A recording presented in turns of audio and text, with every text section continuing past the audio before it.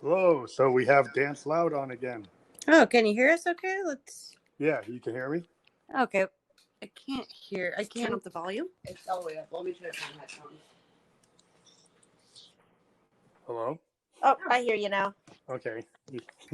So this is Fam Electric Ghost, and we have the Chicago duo Dance Loud on for a second interview. Hi, thanks for having us on again. Howdy. Yeah, and you have your new album, The Moment, which is a concept album, right? Yes, Yeah. it sure is. Yeah, I was listening to it. I like the beginning.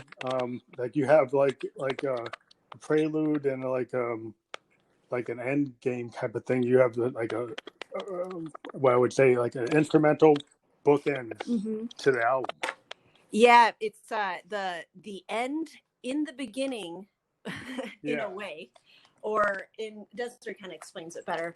Yeah, the last song in the album is the first half of the first song of the album. So it's, with it being called Time and Travel, it was meant to kind of bring you back into time. So to hear the last part of the song, you'd have to restart the album again. Is that song Time Travel? Is it one song that you split, or is it actually two songs? Because they seem to be very much in common. Both actually. Yes, to both that you just mentioned. Desiree had this entire I guess plan for time and travel, or time travel, because it was created kind of as one. It's the same master channel for both, so it's on the same session, and it was split. Yep. But she kind of orchestrated it before we even started the song, where she wanted a long build, which would be time, and for it to be almost like a never-ending build.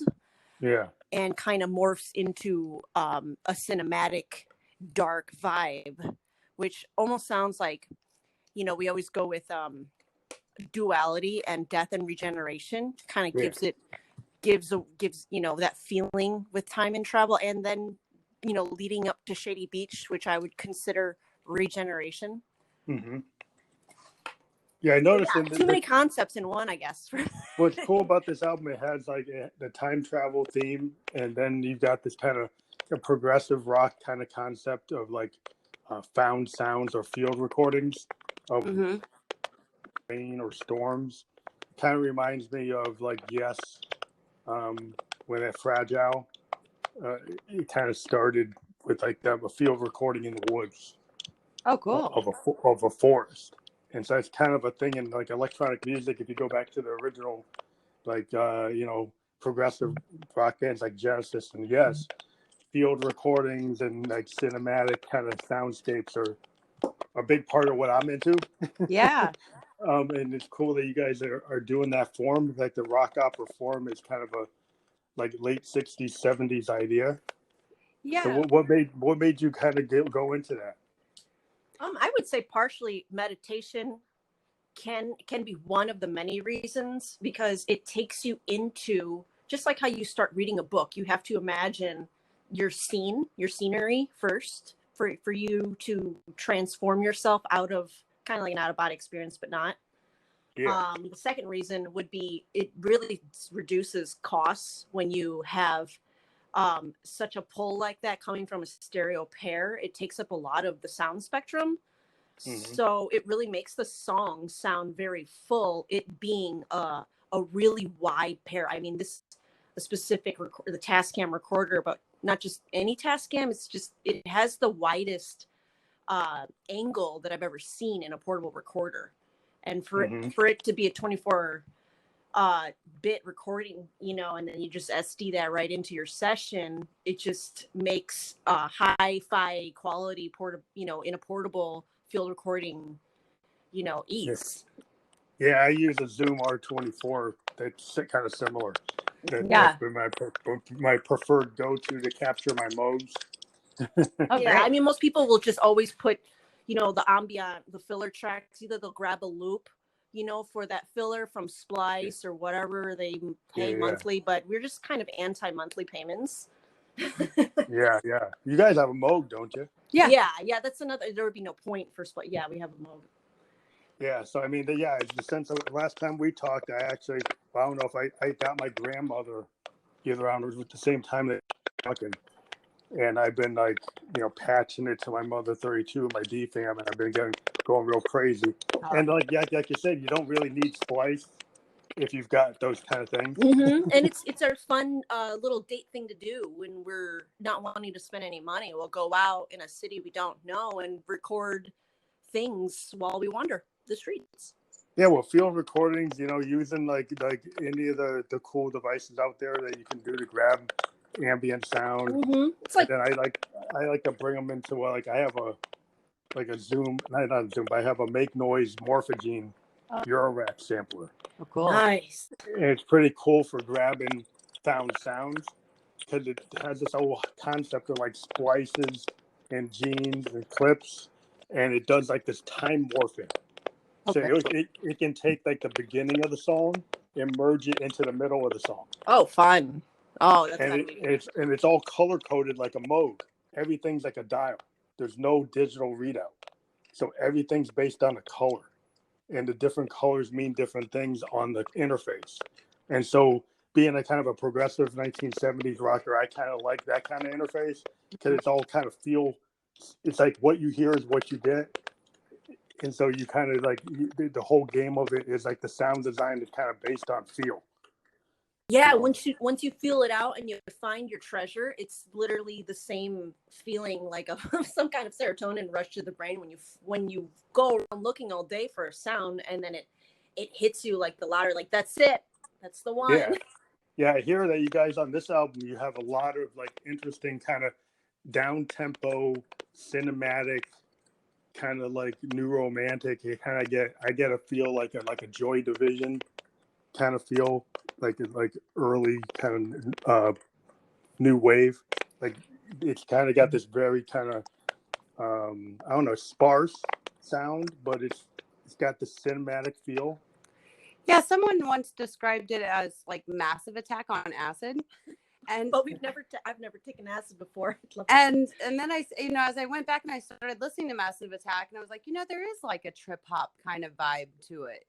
That's it's the tones it's that just we pick or something. I don't know. It's like a tonal thing, yeah. Because the one thing is like I noticed one day, like the first song that we recorded on the album was "Hear Me Out," and we had added the crickets that we'd recorded on our last day in our tour bus, and when we added it, and when it came out, the stereo pair, it was like, oh, it's just so beautiful because when you're in nature and you hear the 3D landscape of everything around you, and you'll have like crickets over here and a frog over there and everything. And they all kind of function as one. It's like this really beautiful symphony. And so weird story, across the street from where we lived, there was this dog on this roof one day. And it was just really odd that there was this dog on this kind of awning. And as the dog would bark and these other dogs would bark and our dog was barking. And I realized at that moment that there was a rhythm amongst all of them. And once I noticed that, now every time we step into nature, like you can almost literally, figure out the BPM of nature around you. There is a rhythm going on all the time around us. And I found it really fascinating, especially when, the NASA Voyager went out and took, recordings of space, and they would bring it within the octaves we can hear. Our senses are very limited from what we can hear, taste, feel, touch, smell, and see. And so they would bring it into like, an octave of that we can hear, and then at that moment it was like, wow, there's a symphony going on all around us. We just can't see or hear nature positions each sound to be perfectly spaced out too, with left and right. You got this cricket on this time, on this BPM over here on the right side of your ear, and then you got another cricket on a different speed, but it's still on the same grid. Love it. Yeah, it's interesting because if you get to the, like, again, in the progressive rock era, you had like Peter Gabriel from the early Genesis, and then you had Emerson, Lake and Palmer. Like I said, if you get into like, yes, they were very much into doing that. When Pink Floyd did it too. I mean, Pink Floyd is very famous for doing all kinds of field recordings and interesting uses of the studio. They had a documentary one time. I think they were talking about "Wish You Were Here." And they were talking about how everybody was on the board trying to get their parts to get the emphasis they wanted. And it was basically, in the recording session on the board, they felt like that was just as important as actually playing the instrument. That's really interesting. To try to capture all the layering they were doing. And they were doing like this wall of sound type of thing with all these field recordings and synthesizers and guitar parts layered on top of each other. And it was just interesting how that can come about. You know, if you take the nature sounds and you're trying to match it to a synthesizer or match it to a human drummer, you know, and you're like, okay, well, there's all this stuff we got to try to, you know, get some kind of map out of what could be chaotic and make it musical. Mm-hmm. And that's, yeah, I feel like that's kind of how nature works, is that you can kind of hear it as chaotic, but it's very musical, you know, it's very rhythm based. And you can almost find, you know, any rhythm from it and how you kind of perceive it. And that's what I've always been very fascinated with Floyd, and, you know, when they were recording Dark Side of the Moon, and, you know, and Roger Waters, or was it Roger Waters? Yeah, that he went home and, you know, he had recorded the sounds of change. You know, and when they had Alan Parsons, you know, he had said that he had went into like a clock shop down the street and had taken, you know, recordings, and then and they'd already had a lot of recordings at Abbey Road Studios that were already like in a library. And because George Martin was into that. Mm-hmm. And it's interesting because Alan Parsons, you know, he got a Grammy a couple of years ago for his own immersive album. And it's interesting, like, you know, when they started recording at the time, it was meant for quadraphonic speakers. Hopefully they'll come back. Yeah. I'm waiting. It's interesting. Like, I was watching a documentary on George Martin. He actually started on comedy records with like Peter Sellers. Oh. And the reason why Sgt. Pepper's kind of became the way it was is the kind of layering and stuff that you hear on Sgt. Pepper's was actually on those comedy albums that George Martin was involved with Peter Sellers. Because all the sketches had all these found sounds. They had orchestras, they had, you know, bands, they had vocal groups, plus they had sound effects, synthesizers. So all that stuff predated like Sgt. Pepper's, but they made him actually a really good partner with the Beatles when they wanted to go in that direction, because they actually had listened to the Peter Sellers comedy albums and thought that was a good idea to kind of take that philosophy in recording an album. And it's interesting that it kind of came from those comedy albums, that's how you got that structure. Yeah, that was George Martin, was he the one that was they kind of considered to be the fifth Beatle? Yeah, because he, as a producer, he's the kind of one that brought these ideas of, you know, doing tape loops and backward recording, found sounds, and, you know, all the ideas that end up making. He had a statement in the documentary, which was, I could have recorded the Beatles like they were in Berlin, and it would just make a Xerox of them on stage. But I chose to kind of look at them like a painter, like Monet. And I'm not going to paint the forest as it is. I'm going to interpret it. And so why you get Sgt. Pepper's and Abbey Road in those albums is because it's an interpretation of what the sound was in reality and trying to make it different than reality. Mm-hmm. And so that's really the 1970s. We see that kind of concept of sound paintings, you know, with Hendrix, with Electric Ladyland and Pink Floyd and the Beatles. And so what I hear with you guys are doing that same kind of sound painting thing. Yeah. And that's, you know, it's that was kind of the best part, was, you know, once we got kind of towards the end, the last song we created on the album was Time and Travel.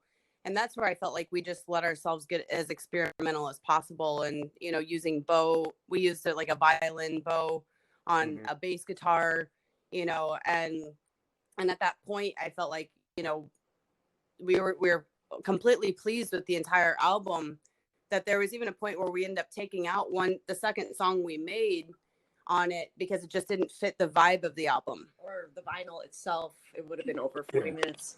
But you were trying to make it fit on vinyl as a concept and flow like a classic album. Yep. Yeah. You got it. And I think that's great. That's a great thing, because today's world with like so many playlists, you know, and single oriented, to come out with the album like The Moment that starts off with the instrumental, ends with an instrumental. That is not like the current state of the music industry. Yeah, we pretty much looked up all the rules, thought about it, and decided to not do any of them. The new way to put out music, which is 3-minute songs, only EPs. Or 2-minute songs. Yeah. Oh my God, I can't stand 2-minute songs. They drive me crazy. I'm coming from the house music world where 7 minutes is key. I mean, well, that was interesting. I had a little off. I had like a 7-minute song I gave to a label just to see what they would do with it, and they cut it down to like 2 minutes and 10 seconds. Oh my gosh! And I was like, that's not what I intended. Yeah, we went to a Spotify conference type thing, and there was a person from Spotify that was talking and said, "Oh, well, you really only want to listen to your favorite part of the song." So we were talking about, only showing 30-second segments of each song because the attention spans have gotten so small, and how they were saying that you really shouldn't do anything over 3 minutes and all that. And we thought, no, Well, I mean, if you want to take all the creativity out of the industry, you make rules like that, because the people who break the rules are the ones who end up, taking the lead. Yeah. Mm-hmm. And every time somebody comes up with a rule like that, the Beatles broke all that, Pink Floyd broke all that, Hotel California broke the rule. You're not supposed to have a single that long. Right. Every time somebody tells you that a single can only be like that, then you get like the Hotel California, or you get like Queen's, Bohemian Rhapsody. So the sales guys are not artists. No. And everything becomes really watered down. And that was just something. Become, in turn, an entertainer, not an artist, and it becomes all about if it's going to sound good when you're drunk. Yeah, or it sounds good when you're jogging. If all you do use music for is like you jog or you work your 9-to-5 job, and you want something that's going to be like not challenging, it's not challenging. If you have to challenge somebody, I listen to Sun Ra. I listen to Brubeck. I listen to punk rock, or a band like Who's to Do. And Who's to Do is not really, one of their first albums was like a double album. In a warehouse, they just ran through it, and they had this Zen Arcade is this classic punk album. It's a double album. You probably shouldn't do that, but they did. And anytime somebody does something they say you shouldn't do, that's probably who I'm going to listen to. Yeah, because I remember in the midst of us creating this album, and we were kind of set with that. It was like, well, should we follow the rules that they're wanting to put out and say that we should create things that are up to a 6th grade reading level, that's easy to absorb and easy to understand, or should we do what makes us happy? And I'd end up seeing a Bjork in an interview had said, if you try to make everyone happy, you're going to end up making no one happy. But when you try to make no one happy, you might accidentally make everyone happy. And I found that to be really interesting because, at that moment, it was like, this album is for us first and foremost. We're learning what we sound like together and how we prefer our recording methods. And, we prefer traditional recording methods, and we prefer to try to find all of our sounds. And we didn't want to be DJ and drummer anymore as entertainers and play the loudest stuff. The loudest stuff. We just wanted to just play. Well, you guys got really creative, and I think that this time, now that we're in this kind of coronavirus time, I think people can kind of challenge the world and say, hey, the world has changed significantly. We don't have to actually play by those rules. Right. That I think that in the time that since I talked to you, I kind of doubled down on interviewing tons of people, and a lot of bands are doing albums. A lot of bands have kind of, even though they're told that Spotify single and playlist, or like you said, the 3-minute song, the 2-minute song, a lot of them are sitting down and say, things are going on and I want to say something. Mm-hmm. And I have this art in my head, and I have all this time to be a musician and be a creative. Why don't I try to create something like what John Lennon and Paul McCartney did, or like, what any of the great bands in the past did? Why not try to challenge yourself and make something great? Mm-hmm. that you like, and I think it's like if you sit down and you put out the best work, it will find an audience. I think that has shown itself throughout music history. Yes. And it's I think that's like kind of its own challenge too, of figuring out, you know, who are our tribe, where are they, and trying to figure out. Now here comes the business standpoint of like, okay, well, what are the demographics of our tribe? You know, how can we reach them?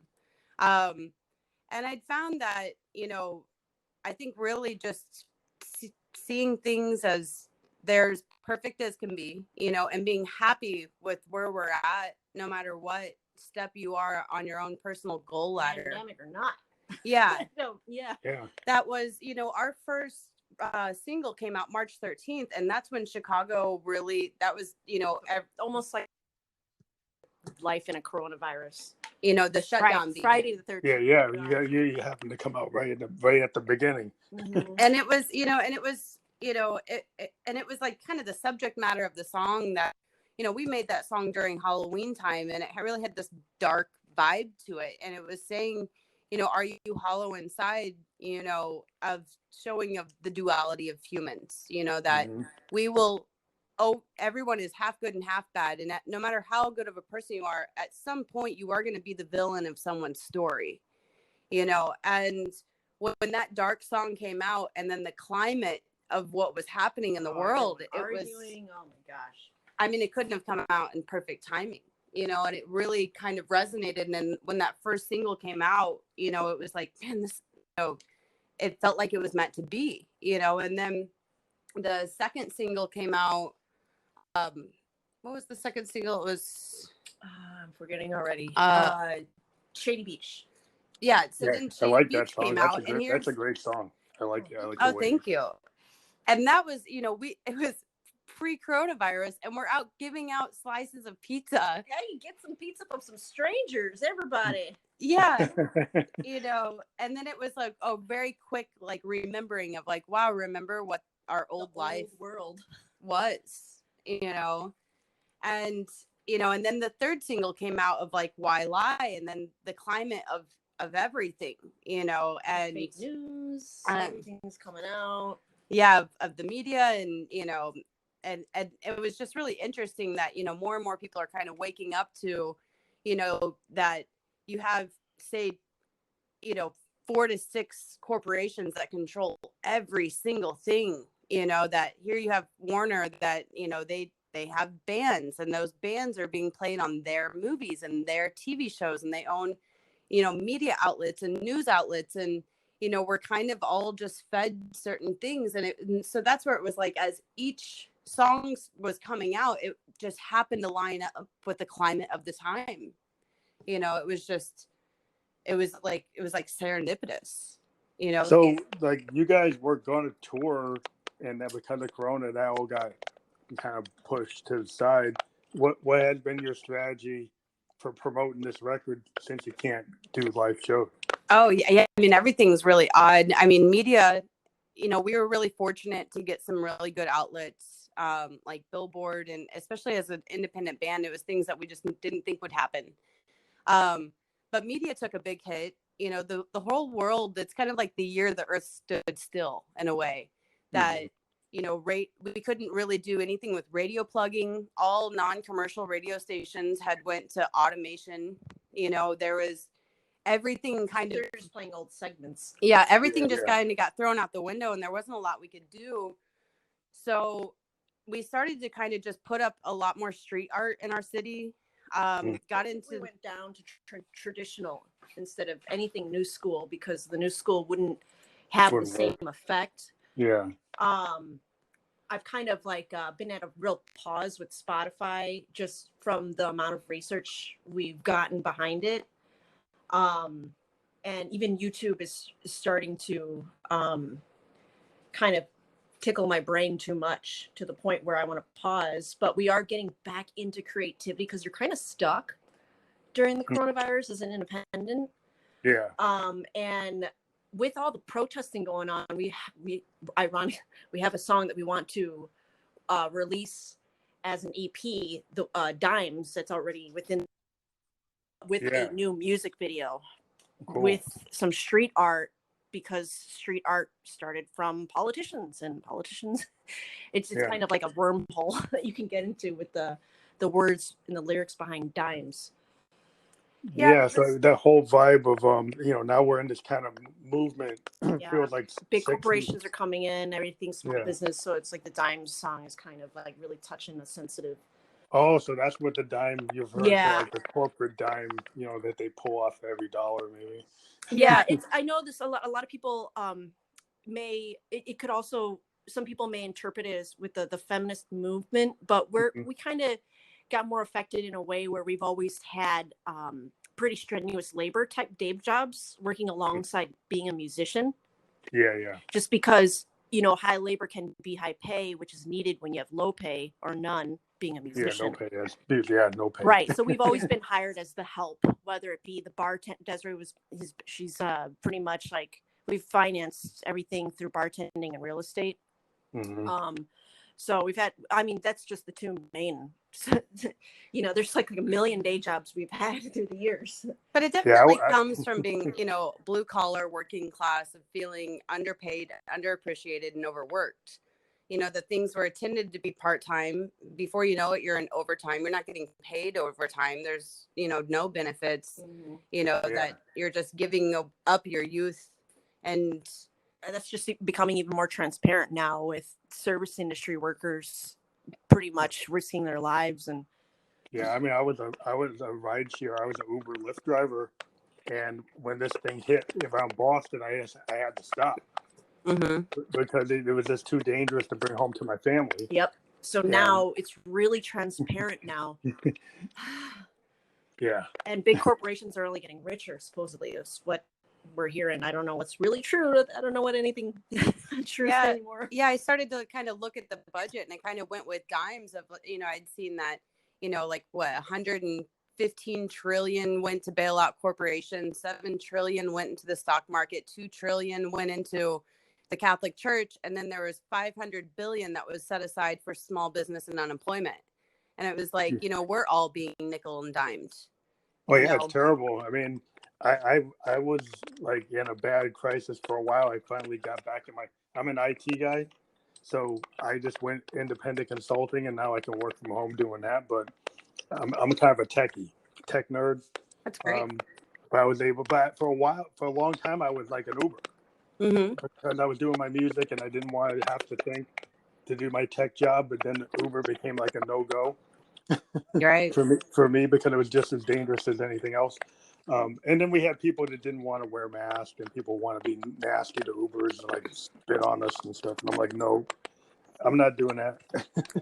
Yeah. It got crazy because people started getting like real political with like common sense things, like don't infect the Uber driver, please. Yeah. And it really kind of feels like there's just the climate of the world right now that, it feels like things are kind of pushing us to divide, that, are you, not to go like a political route, but it's just like, are you, left wing, right wing? Well, they're both wings of the same bird. Are you millennial? Are you boomer? Are you pro-mask, anti-mask? Are you pro-Black Lives Matter? Or all lives matter? And so now we're, there's no in between. There's no in between. And, parents are fighting with their children, and family members are fighting, and friends are fighting. And everyone's fighting. And it's all of a sudden, that it just feels like, I had to kind of step away from Facebook because it was just people, you would say, oh, I like oranges. And they're like, oh, well, peaches exist and pineapple. And you're saying that you don't like them and they don't matter. And it's like, no, I was just talking about oranges. I just really like this fruit. Yeah. And it's really interesting. And I kind of feel like it's a good place creatively, that it's, even during, I was watching a massive attack in Portishead documentary not too long ago, and they were kind of talking about the climate of what was happening in Bristol, and and they just kind of started these new music movements, but kind of looking at what was happening in Bristol at that time is what we're seeing happening in Chicago right now, and how time repeats itself, and there's being like civil unrest, and people standing up, and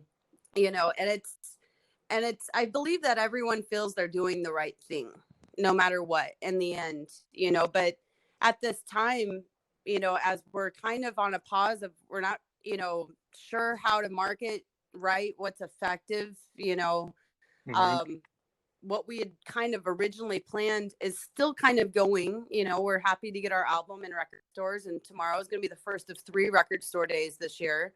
And I feel good about that, but it's like, we kind of finally were like, well, we'll continue the street art, we'll continue the sticker trade, we'll do these things, but we're going to start focusing on our next project that we want to get more into immersive and 3D sound. And we're Mm-hmm. talking about kind of creating a short film. I'm really into stop motion, that would be narrated, and I wanted to kind of set it up where it's meant to be screened in movie theaters that would have 5.1 systems, so it can be kind of viewed and heard in the way that was meant to be intended. um, that I feel like there's a good amount of music that's being put out. And I think I read something, there's like 600,000 songs being put on Spotify once a day.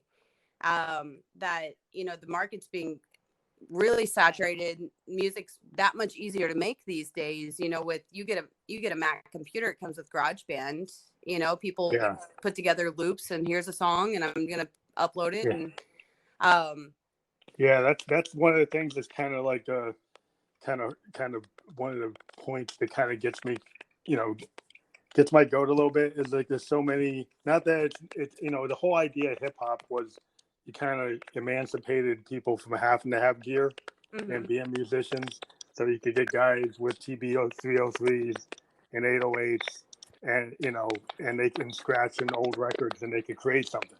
right. But it seems a little more to me. I don't know, if you go back in the day when people had the 808 and the TB 303s, it just sounds like that worked out a little better than everybody on their Mac. Mm-hmm. It just seems like somehow if you have a hardware device like a TB 303 or an 808 or a 909, there's something a little more authentic about how that sounds. I think it's a filter too, because of the ease of having a computer and it being so readily accessible. The difficulty of just acquiring even the hardware from before, it's just kind of filters out lazy people.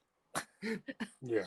To be honest, like I just think that there's just a lot of lazy work out there because it's just too easy to. Yeah, I mean, if somebody just keeps on grabbing clips and and they keep on layering the clips, and the problem, I think also some people get confused that something sounding perfect is not exactly what you want. Right. The part of the art of being a musician is knowing that don't let the computer like tell you that you should correct the BPM, because maybe that should be part of the song.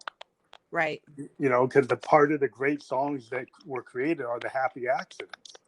Mm-hmm. The happy accidents that are on Exile and Main Street, or the way Keith Richards plays, you can't do on a DAW. Right. And that's the kind of point that some people seem to miss. I do 100% agree with what you're saying, because there's points, when I first started, Kristin went to school for audio engineering.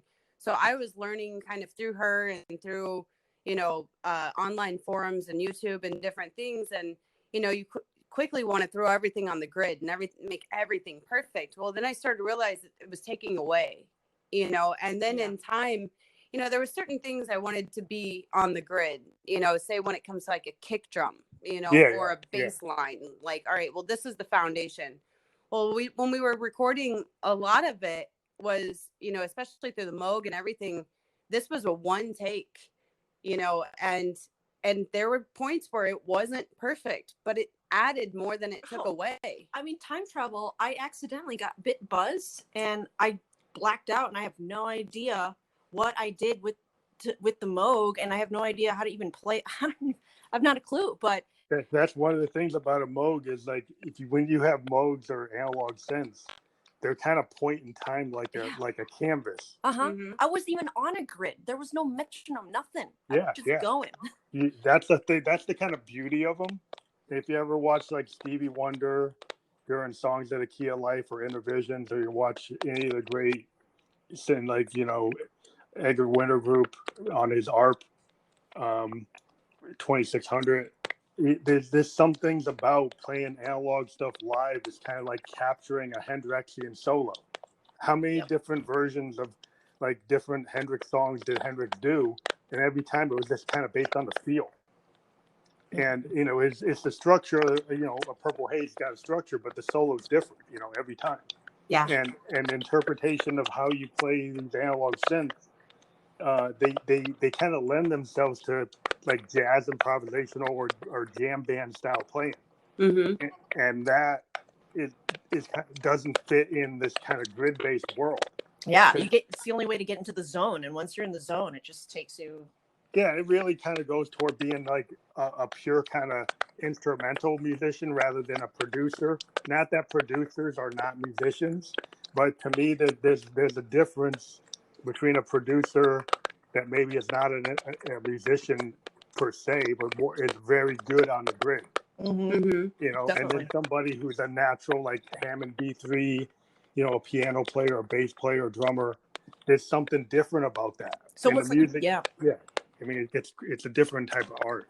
It's like you catch a wavelength when you're in performance mode. Once you are both on the same, all players, they're playing a song together. Once you're all, because you could really tell when they're not on the same wavelength, even though they may still all be on beat together. Yeah. It's like a feeling. And then when you're all in the feeling, in the zone, I can see how that differentiates if a producer does not have the that performance skill. Yeah, because I mean the grid kind of, you can cover up things or make it so perfect that there's no room for creativity. That's what I think what happens is the perfectness of it washes all the creativity out of it. Yes. Yeah, I 100% agree. I'd seen a Joe Rogan, Steven Tyler was on there, and he was kind of talking about this, and he was saying that there was a blues musician that when he would sing, technically he was late on everything. Oh, yeah. But he was just barely in time, and that's what kind of created this style. That there was something really perfect about him being almost late in everything. And and there's definitely something with that, because I had seen on a Howard Stern show, Steven Tyler was talking about when they made Sweet Emotion, and that's my favorite Aerosmith song. Yeah. And he had said that, he had this, this instrument and it broke when he was recording it, but they left it in. It just was so interesting. And he had said that he wanted a shaker, but they didn't have a shaker. So he'd grabbed a sugar packet and said, turn that Neumann up as loud as you can, and he was describing that if you turn that Neumann up as loud as you can, you'll be able to hear your heart pound. And he had taken a sugar packet and was shaking it, and that's what was used as the shaker of the song. And it was really interesting, like these kind of quick improvs of like, okay, I feel it. All right, I'm going to grab it. I'm going to get it. I'm going to go. And then, it may not be perfect, but in the end, it is kind of perfect. Things will build around it. That's what I started doing a technique. Sometimes I actually use my my Zoom R24, and I'll do a live internet broadcast from my home studio, and I'll do it like a jam session, right? And then I'll record it. So I get this kind of Frank Zappa kind of idea. Like I always loved Zappa and the Mothers of Invention because they did all these big long jams, like a big jam band, doing mixing all these genres. And so when I force myself to do live performance, I just go into this kind of jam mode, and then I'll record it. Then I'll go back into my recordings and I'll find the grooves, and then I'll work on those projects because I kind of force myself to. Not force it. I like playing live, but I think if you put yourself in a situation where you capture a live performance and use that as the basis of a song, you can get a lot of power out of that. I mean, the Who did that. Allman Brothers did it. Derek and the Dominoes. A lot of the great bands I love. That's how they kind of did some of their best work. Yeah. It's kind of that kind of jamming does tend to create those happy accents that if you sit down on a grid, you might not get to. And I think that sometimes people have lost that. And I was hoping the one thing out of Corona is maybe people will do more live streaming and realize that you could actually, come up with a whole projects from live streaming. Yeah. Get more ideas out of trying to be more ad hoc. Yeah, it's interesting. When we did a release show that was a live stream, and it was nice because we didn't have to load.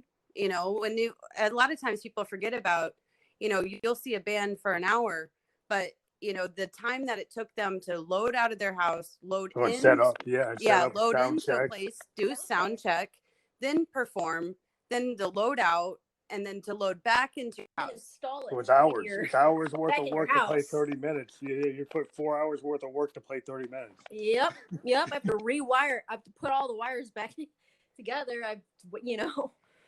That's the thing with a Moog. If you show up with a Moog, you bring it to the show, it's probably not what it was when it was in your house, and when you bring it back home, it's not what it was on stage. Right.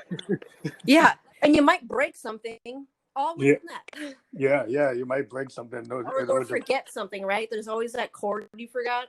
And that cord was like just the one cord that happened to cost $40. Oh yeah, when I went to New York, I always I'd lose my stagecraft because I have a lot of LED stuff, and I lost these like LED gloves I spent a bunch of money on. Oh no. And some kid, a fan of mine, pilfered them because they wanted them, and I guess I was loading my rig into my case, and I turn around and I see the kid running out the door with my gloves. Oh no. I'm like, oh great. Yeah. But And that's kind of like the price of playing live. Yeah. So it was like, you have this, all right, now we don't have to deal with that. But then it was, I noticed that sports people were saying the same thing, because, movies, music, and sports it's all entertainment, Yeah. It's to help keep everyone distracted. But, the thing is, when we were performing live in our house, a camera and our dog, it really was hard to get into that feeling. When you're live. You don't get the good interaction. That's the one thing that's kind of missing. It feels like you're forever practicing. Yeah. You're kind of practicing. Teams were describing what sports games are like. It's like it feels exactly like practice. Yeah, it's just like a practice without the feedback. I was wondering if somebody could create, like, if you're live streaming on one of the live streaming platforms like Instagram, right? It would be cool if in your ear you could get the feedback of the likes as like a sound. Mm-hmm. Right. So if you're playing it, you get to hear like applause or clapping as more and more likes come in. Right. Yeah. That kind of give you a little bit of feedback that people are digging it. Right. So maybe kind of give you a little more feeling that something's going on. They kind of drive it. Mm-hmm. But, yeah. I mean, I've done live performance out of my home studio for like 2 years. That's kind of like what I do. Mm-hmm. And I found ways to kind of get myself into it because I let my Moogs kind of talk to me. And they kind of, because they're analog, they kind of go their own way, and I get kind of keyed into them, so that kind of keeps me from getting lost. Yeah. But it would be cool if you could actually get some kind of dynamic feedback. Yeah, something that's there was a whole other thing. There. Yeah, there was the art. Yeah, there was like this movie we had seen. It was called Ready Player One, and it was talking about you kind of are immersed in this world, and you have kind of a VR headset on, and then you can get, this body suit that, you could actually feel the world. And that would be great for the future, that if, as artists and, everything, that if you were able to actually be in this kind of VR setup and actually see everyone who's attending, then you'd actually audience. have the crowd. Yeah, if you got to see all those people on the screen superimposed down to an audience like platform, right? Yeah. So if you had like 1,000 people watching you, suddenly 1,000 people show up in these like virtual seats in Mm-hmm. a theater, and you actually see the actual movements of each one of those people in that virtual audience. Mm-hmm. Actually, it's interesting is Pete Townsend had an idea that Who's Next was supposed to be a rock opera called Lifehouse. In Lifehouse, back in the 70s, Pete Townsend imagined this idea of wearing this life experience suit where you would feel virtual reality back in 74. Oh, wow. He had this idea that Lifehouse, you would have this kind of virtual world where you would wear this suit and you'd have all your interactions from home, and you would be on some kind of grid, which is basically an early vision of the internet in 74. That's amazing. Oh, wow. And Who's Next actually the Who's next album was supposed to be Lifehouse, was supposed to be his next Tommy, but he had a nervous breakdown. He wasn't able to finish it. But if you look at some of the songs, they kind of feel like they're telling a story because it is a rock opera, and you're just missing like half of the album. Wow. I've had the bootlegs versions of it, so I know exactly what the full concept is, and it's like this idea of being in a virtual reality VR world. Mm-hmm. And it's kind of cool that he had this idea that back then we were talking about rock operas and concept albums, and you guys have a concept album. Yeah, it's in that kind of space.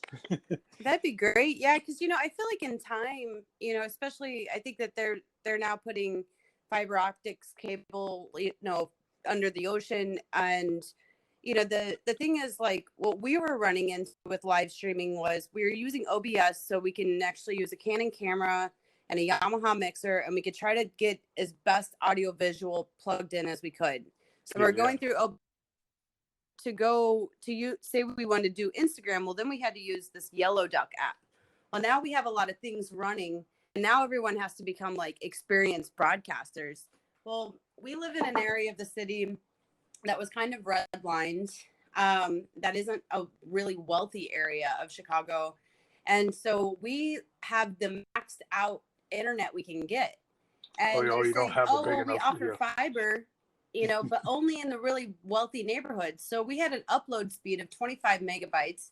A download. No, that's like if it even reaches that. That's the maximum. Yeah. Oh, so now you're kind of limited because you're because the actual upload speed was like in the single digits at times. Yeah. So now everybody's been getting slowed down because of Corona too. Because even in the high speed areas, like Comcast has been limiting people who paid for high speed, and they're like throttling it down. Mm-hmm. Just because so many people are on, because so many people are home, the networks weren't designed to have all these people on at once. Right. They expected there were people be at bars and out, doing stuff not on the net. And now everybody's maxing out their Xbox and their PS4 and their Netflix all at once. And it's and it's interesting because like we saw, speaking of gaming platforms, like we're kind of gamers, and we had seen I think it was Kendrick Lamar, whatever. Travis Scott did Minecraft? No, it was Fortnite. Fortnite, yeah. And it was awesome, and it was great. But now we're turning into pre-recorded live performances. It's not actual performance. Mm-mm. Yeah. It's just an experience. Well, it's interesting though. That kind of goes toward one thing in the music industry that's interesting is to get all these, like the YouTuber whole audience seems to be very willing to pay their favorite YouTuber in tips, like $15-$20 tips, where musicians they have to like really beg to get that kind of money. Yeah. A YouTuber could be playing a game on an Xbox. A guy like a Dashie or something could be playing a video game on Nintendo and get $10-$15 tips for playing a video game. Yeah. And a musician that has a piece of art can't get somebody to buy it. Oh, it's at that level. And but that makes me wonder if there's an integration between. I know there's artists trying to like get themselves in video games, get their music soundtrack to be part of soundtracks on video games. Yeah. Since so many young people take their money and they'll spend $50 on an Xbox PS4 game and not want to spend $10 on a record. Right. So is there a way to kind of get your songs released into these games and get a bigger piece of the pie? Yeah, we've been looking a lot into sync organizations. We just got accepted into one out of California.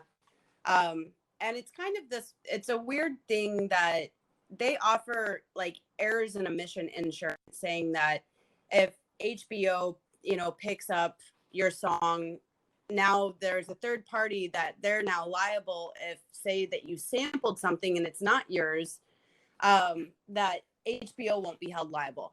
And so you kind of are stuck using this third party company, because I thought, well, what if we bought our own errors and omission insurance? On the bright side is when they do sync it, and say they have a $10,000 budget, it's usually a 50-50 that the artists will get 5,000 and then the sync organization will get 5,000. Well, there's still kind of this realm that, you know, when you follow the money, you know, it comes down to very small groups of people who are running everything. So it's like that much harder for any independent artist to really get their music anywhere unless they're they're like affiliated. Warner Brothers and RCA, all the big companies are sending their big corporate acts into these efforts. Yeah. And they're trying to get the indie artists to get to the gaming companies when the channel is always getting controlled by the big guys. Right. You got to try maybe go with the independent game companies that are not as big. Yeah. And the guys that do like cell phone games or smartphone games or small indie games that are on a smaller, you know, platform, but they still want music. So maybe that's a way for indie bands to get into that. Yeah, we had some conferences kind of that we were wanting to go to, and that one of them was like an independent game developer conference. Another one was the Sync Summit. And, you know, we'd found going to these things, we enjoyed them for one, you know, because they were always, you always learn something. And two, you know, it was really great just to meet people, and we like to meet people, and we're both pretty extroverted. But now, you know, all of a sudden that was one of our plans for helping promote the album. I don't think that it's not doable. We're still going to keep trying and keep pushing and trying to figure out fun ways, you know, to put things out there. Now we can, now that even the licensing houses are starting to collect now, because I think they're also at a pause since no releases were happening. Yeah. Yeah, but I think that I've actually been talking to some independent game developers for the kind of music I do as well. And it seems like that seems to be the way to go. Yeah. I've been getting into sync licensing and stuff like that, just because if you just do instrumental music a lot, there's a lot of places to put that. And there's a lot of companies looking for 30 seconds of like some kind of like cinematic soundscape.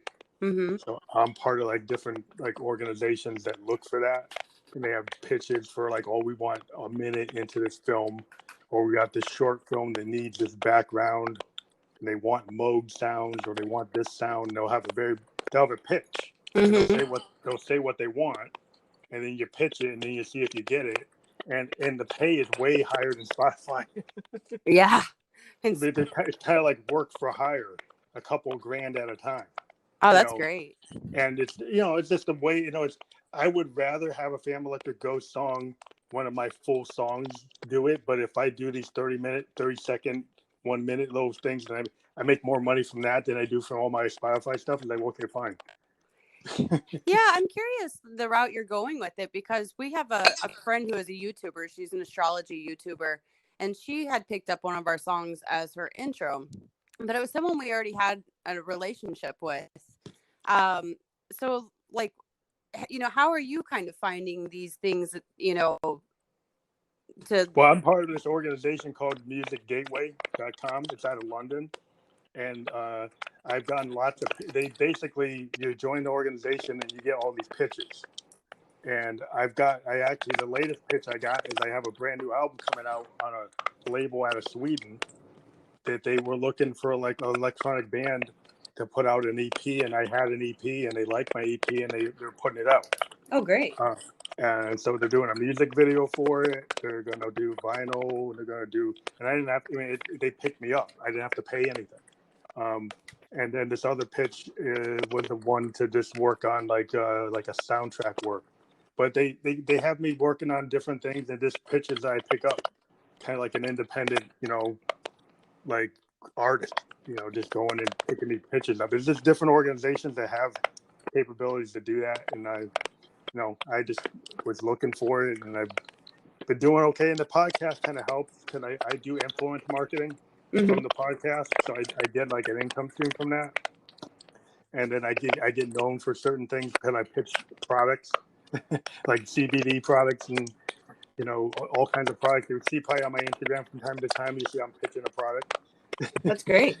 So that's the kind of like that's how that's how you make money in today's world, is like linking with these like influence marketing and using your brand to kind of push their brand. Mm-hmm. And I do it at a small level. I'm not a big artist, but you know, my podcast, we suddenly hit like 26,000 listeners.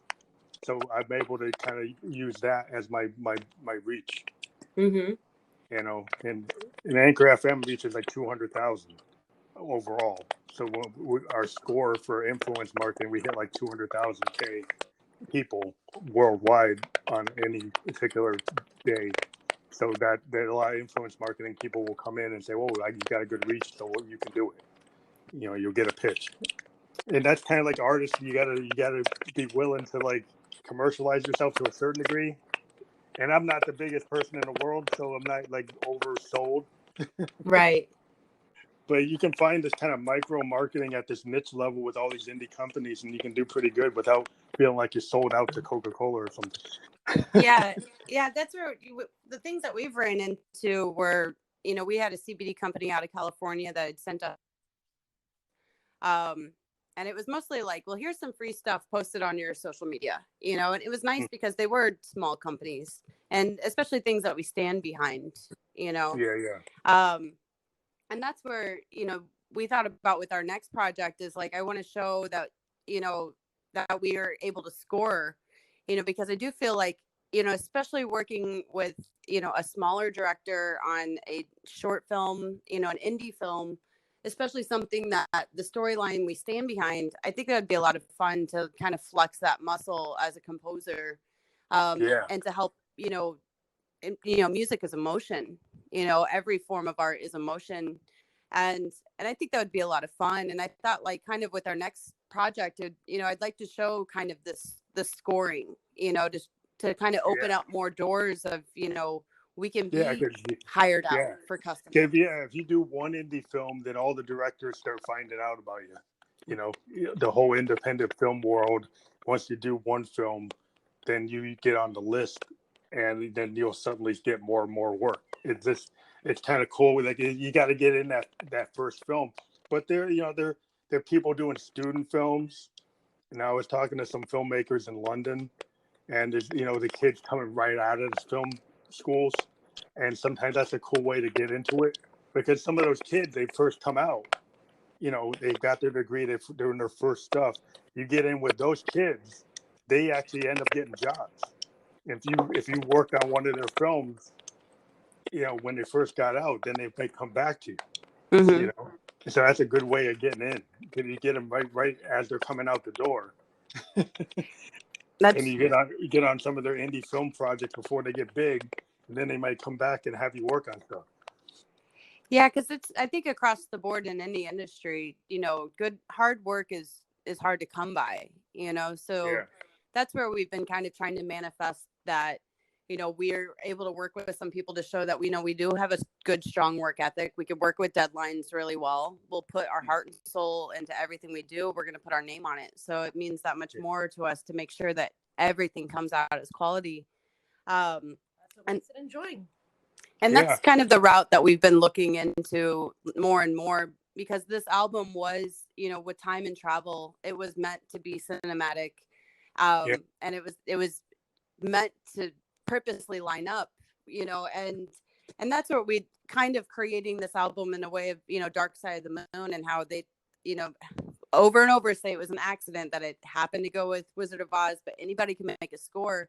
As we made sure to kind of set up our album in that way, where it's like, hey, well, it could fall in line with anything. Yeah. Well, I think you're going in a good direction, because even though the Spotify people told you 2 minutes, you know, if you're going to get into film, you know, film directors want to hear songs, to me, like Travel and Time. And they hear a band that can flex like that, like what you're doing there, then it opens you up to a different thing. So the measure of those songs, or like maybe those aren't going to hit the Spotify playlist, like some kind of, like, you know, beat of the week, but it could get you where you want to go overall. So I think that's a good strategy. I think it's you know, not just a strategy, because it's an artistic feeling. It can become a strategy. Because I'll go back to my day job if I have to be told what to do. Yeah. Nobody wants to be, especially musicians. Usually, we're like, you know, you're like, what are you rebelling against? Like, what you got? You know? Yeah, I don't understand. You know? Yeah, it doesn't make any sense. It's like why like it's like Marlon Brando in the Wild Ones. They ask him like, "What are you rebelling against? What do you got?" Right. Musicians tend to be when we start, we're like, "Oh, my parents don't like what I'm doing. They don't think you should do that." And I was like, "Well, I'm going to do it because like I'm not following what they say that I should do."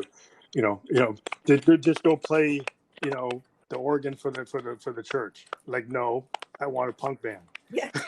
Yeah. No, I think I'm not doing that. I'm doing like a Sex Pistol cover. Yeah, I saw a really funny meme that said, parents think it's all cute when their kids are, playing music when they're young, and the second they want to go to college and continue with it, it's like, oh wait, what? Well, we don't want you doing that. No. Well, you're not going to make any money off that. The music industry isn't set up to make any money, And then, kind of seeing the payouts from Spotify is, 0.006 and YouTube is 0.0006. So you have a million streams on Spotify, you make $6,000. Well, how much money did it cost you to get those streams? It probably cost you $6,000 to get that. Yeah, or triple the amount. And then on YouTube, you get a million streams, it's $600. But that's if you have 1,000 subscribers. That's that's where we're having your vinyl and your physical tape. Did you have a tape cassette for this album, right? Yeah, we're getting it ready. We had it ready for record store day tomorrow, and that's where it was nice because it was like a lot of people that bought the album, they actually don't even have record players. They just wanted to support, and that really meant the world to us. That's cool. Well, I think people like to think people are willing to buy vinyl, and some vinyl collectors I've seen, they buy like 2 copies. They buy 1 copy to kind of put away, like a comic book collector. Yeah. Like if you ever, comic book collectors are famous for buying like multiple copies. 1 copy they put in their, I guess, their rating, backboarded. Yeah, we did have a number buy a couple for themselves. Yeah. Yeah, and that's true because I do have, Radiohead's Kid A. I have 2 versions, one that's not open and one that is opened. Yeah, because it's one of my favorite albums. Yeah, collectors tend to do that, Or even turntablists, if you want to do it the real way, a little turntablism. You got to have double the record to do it. Oh yeah. Well, I heard in New York they have some rules before COVID where they didn't want DJs that weren't doing vinyl.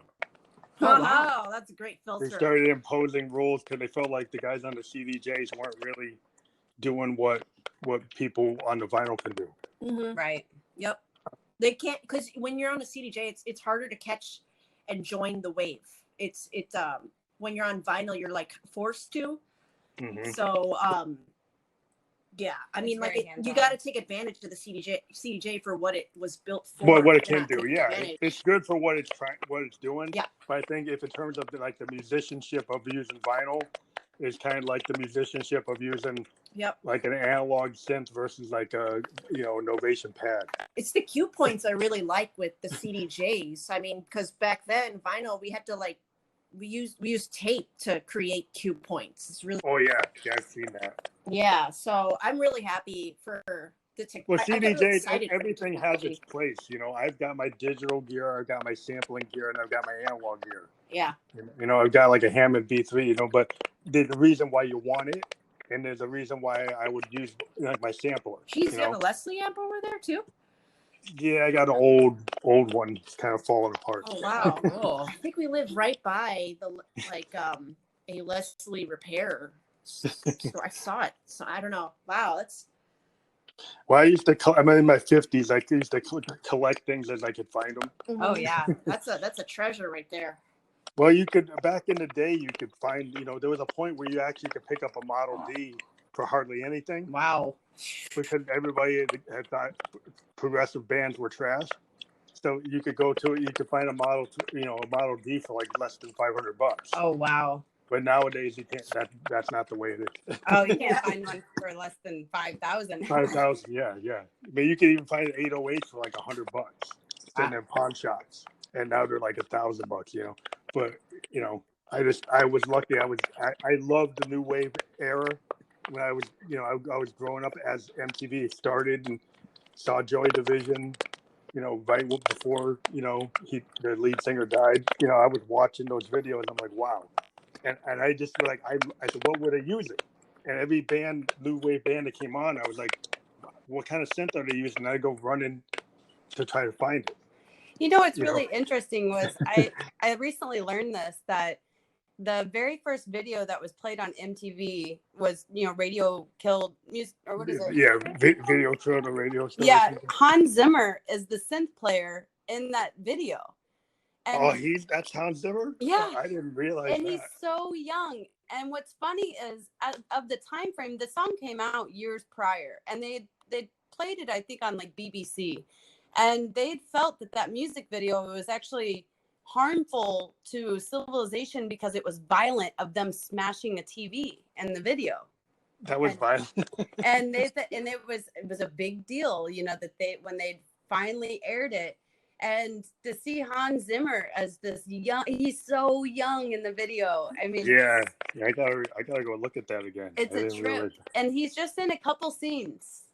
And I was watching a documentary on, composers and, and what they do and, how they get their sounds. And, that Tom Cruise movie, War of the Worlds, the newer one, when they had that, oh man, when that sound hits, it's like, oh my gosh. And I was looking like how they created the sound, and it was actually made with real instruments. I thought it was a brass section. It was one of those really long horns that are on the ground. Oh, is it that type? Yeah. That's interesting. And they blended it with something else. I'd have to re-look it up. And so I was kind of looking into, I really liked how, in the movie They Live, John Carpenter, he's all of his movies, he would his score stuff it. is awesome. Yeah, he used to. I love the use of like CS80s and ARP 2500s and 2600s. A lot of film composers use like ARP 2500s and 2600s because of all the modulation options on them. That you can go kind of crazy, doing a lot of atmospheric kind of sound. Mm-hmm. Especially CS80s are very well known because they had that kind of poly. Rhythmic aftertouch, the poly aftertouch. Oh wow! The poly aftertouch on a CS80 is just really awesome for doing ambient sounds because it allows you to do all kinds of really interesting things with the modulation. And there's hardly any synths that can do that now. The Dream Machine could do it, and the CS80 could do it. They're talking about making some new synths that can do it, but they always leave it out. But it's a really core thing if you're doing really interesting. Expressive control. So MPE is supposed to give us expression control at that level, but I still haven't seen it at the level of like a CS80 or a Dream Machine. Dream Machine was kind of like Stevie Wonder used it on the songs in the Key of Life. Oh, very cool. Yeah, it was awesome because they actually had 3 layers, and one layer of the keyboard was a keyboard that could move from side to side and up and down with expressive control. Of the analog synth. Oh, very cool. So you could wiggle the key and it would actually react with the expression by like wiggling the key. And then moving the board up and down would actually make the board sound different. So it had kind of like a lot of control that you wouldn't have on a synth. It would more expressive, like a real analog instrument, like a real acoustic instrument. Mm-hmm. But I'm always interested in stuff like that. Oh, definitely. But yeah, it's great having you guys on. This album is really cool. Record Store Day, everybody needs to go get your new album, The Moment, on whatever. So it's going to be available Record Store Day on tape and vinyl at the same time? Yeah. Or is tape the primary thing for Record Store Day? No, on Both? our website or Chicagoland stores. Yeah, Cool. we have we have a St. Louis store, vintage vinyl, Minneapolis, Cincinnati is Electric Fetus, and then we just sent out this week to Cincinnati to Everybody Records, and Cool. we've got it in most of the Chicago stores here. So that was kind of a big goal of ours, is to get it. Yeah, it's cool to get it in the local stores. They get your local fans. They've been digging it.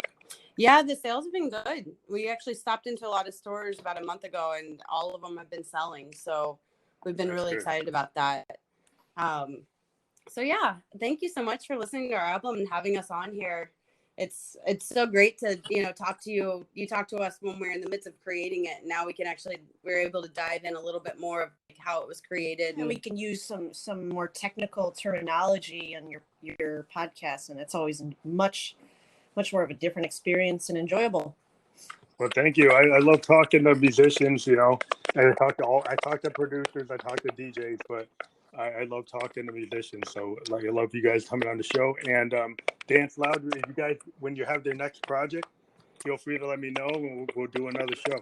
Definitely. Oh yes, it's gonna come with some film, and maybe if life lets me, it'll be in virtual reality file format. Well, we do have a new form show where we do a video version, but if you're having like bandwidth problems, it probably wouldn't work.